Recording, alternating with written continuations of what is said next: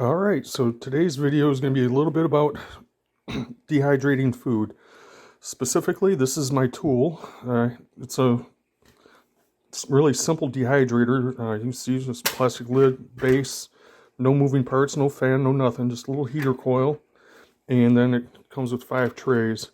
And the way this thing works is as the coils get warm, the heat starts to rise, and it will go through, pass by all your food in through here, and then out the top, and just that convection motion of the warming air rising is what dries everything out. There's no fan needed, no nothing.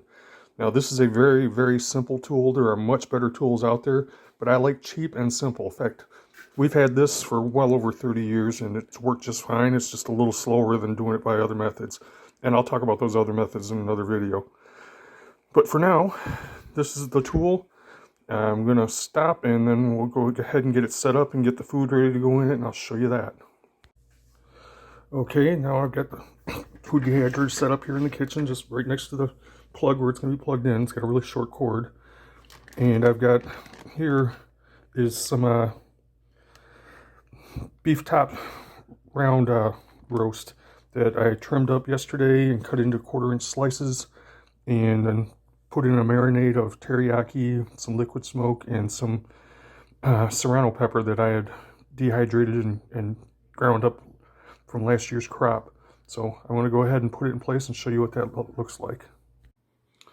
Alright, so you can see I went ahead and got everything put into the different trays. The dehydrator ended up putting on 3 trays worth. Top tray always ends up with the little scraps on the top, so little bitty pieces here. But most of them look like the stuff up here around the top.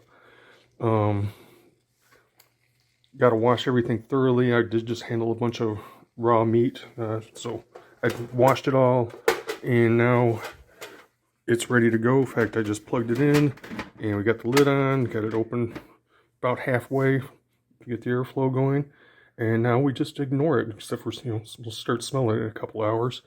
But before I go to bed, I'll rotate the trays, and I'll do it again when I get up in the morning, and by this time tomorrow, I'll have beef jerky. I will show you what that looks like when it's done. Testing the audio. Testing, testing, testing. Can you see this? How far up can I go?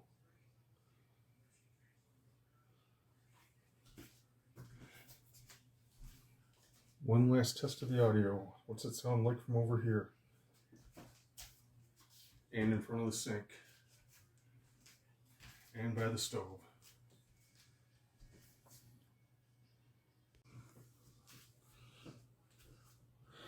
Testing the second tripod. Testing, testing, testing. See what it sounds like standing right here.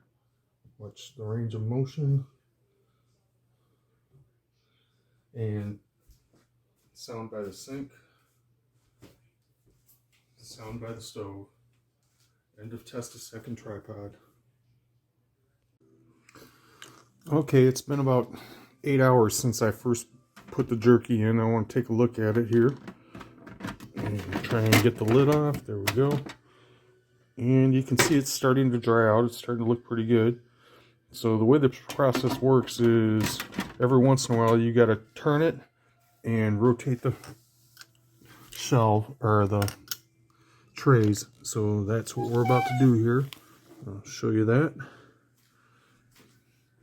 Gonna turn it 180, so just grab the shelves and completely turn them around.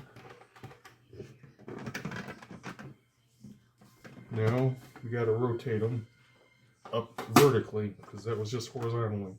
So take them off,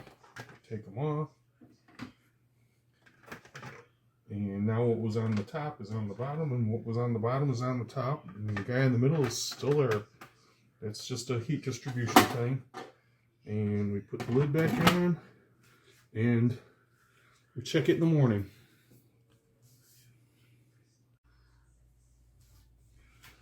Okay, it's been about 24 hours since I first put in the beef jerky. Should be about ready. Let's take a look. Yep, beef jerky.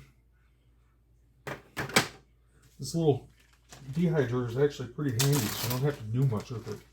Rotate the stuff once in a while and just let it do its thing. I stuck a thermometer in it yesterday just to see how warm it got in there. The Insta-Read said it was about 120 degrees.